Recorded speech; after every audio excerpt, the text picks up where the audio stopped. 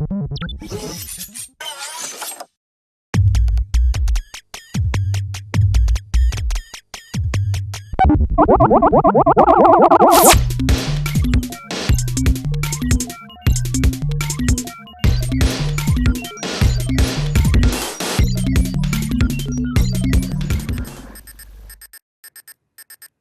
paper, in Content and Process, falls directly into our 2008 conference theme, The Art of Mental Health Nursing in the Age of Technology and Science.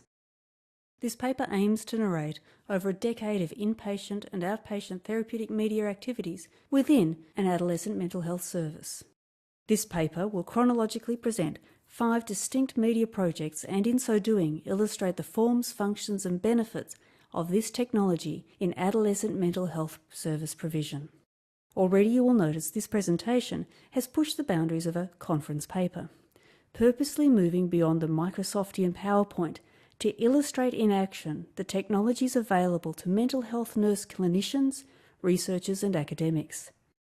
Throughout, this paper will demonstrate all the media technologies employed to generate and distribute over 410 hours of adolescent mental health consumer media.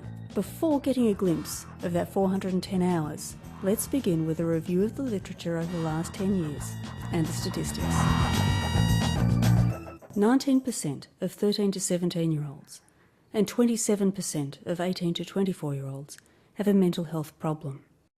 The Australian Institute of Health and Welfare 2003 estimate that 1 in 4 or 5 young Australians suffers a mental health problem. Among 15 to 24-year-olds, mental disorders are the single greatest cause of years of healthy life lost and contribute 60 to 70% of the total dailies.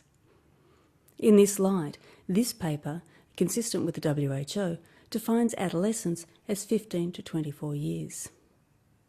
Kessler and colleagues, 2005, indicate that 75% of adults suffering a mental illness had first onset during these years. Well-staffed CAMs can meet with only 23.5% of these adolescents with mental health issues. The sequelae for the 76.5% of children and adolescents with mental health problems not engaged by CAMs include homelessness and prison, escalating and untreated mental illness, preventable communicable diseases, physical illness, intentional and unintentional injuries, and substance abuse. Clearly, strategies to improve adolescent mental health and mental health service provision needs to be a priority. Adolescents are notoriously difficult to connect and keep in psychotherapy. Take deep breaths. I do. Count to 10. Relax your body and stay calm. Easy. Get away from the situation or the person who's making you angry. So what would have been a better way to have reacted? Just say fuck off and walk away and don't get mad. Alright. What about some language which is less provocative? Get fucked. The breakdancing fad has instigated this. Yesterday, this Year 7 dancer called Kieran turned up at school wearing the same tracksuit that Jonah was wearing. The shit breakdancer on a home, You can't breakdance for shit, sir. You can go for a run around the oval. That's fucked up, sir. Everyone will think I'm a homie if I start fucking running around the oval every time someone pisses me off. Jonah told Kieran that he was going to set fire to his locker. Bullshit. And in other ways, he behaved in a very aggressive and inappropriate manner. Yeah, but his locker didn't get burnt. I didn't do it. So how is that inappropriate, sir? Keep a journal and write things down. What's a journal? A journal is like a little diary. So you write stuff in there and it stops it building up inside you. A lot of poofter, sir. Didn't say you were, Jonah. Educate them in strategies they can use, such as the anger management program that I've got Jonah on here, to use to put into a constructive... How do you spell fuck him up? The challenge of engaging adolescents is complex. However, if mental health professionals can be flexible in their approach, this can make the services offered more palatable and increase the chances of engagement. Harnessing the technology of media, the language domain of adolescence epitomises such flexibility.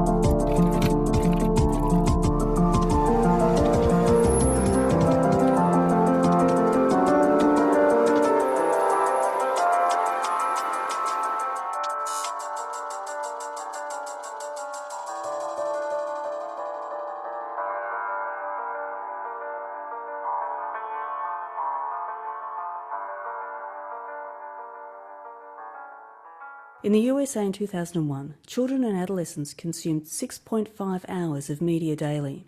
In 2004, this had risen to 8 hours a day, which translates to nearly 122 days worth of media consumption per year, and almost 49 days are devoted to television viewing.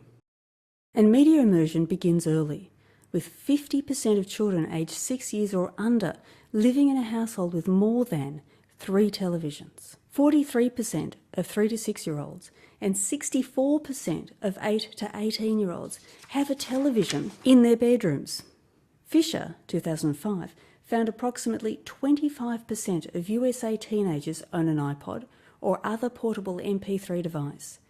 This means much of teens' media use is under their personal control. Concurrently, results of a nationwide questionnaire and journaling of 8 to 18-year-olds revealed that 50% have household television viewing rules, but less than 1 in 5 have those rules enforced. The literature positions adolescents as a media generation. The literature is abundant regarding the impact of watching television on adolescents. Baker and Boer, 2008, state there is a growing concern among professionals over the sheer volume of time adolescents are exposed to a broad range of media, including music and music videos, and what effects that might have on their well-being. In 2006, the American Academy of Pediatrics recommended parents 1. Not allow TV, video games and internet access in the bedroom. 2. Limit media time to 1 to 2 hours of quality programming. 3. Discourage TV viewing for children under age 2. 4. View and discuss TV together with their children. 5. Turn off the TV when no one is watching and at mealtimes. And 6. Become positive media role models. Furthermore, much of the literature reviewed encouraged teaching adolescents media literacy. Of note for this presentation, the Centre for Media Literacy 2007 advocates that creating media should constitute 30% of media literacy courses, stating, as media analysis is to reading, so production is to writing. But all articles on media literacy, adolescence and media making are in the education arena, and none explore mental health for adolescent population.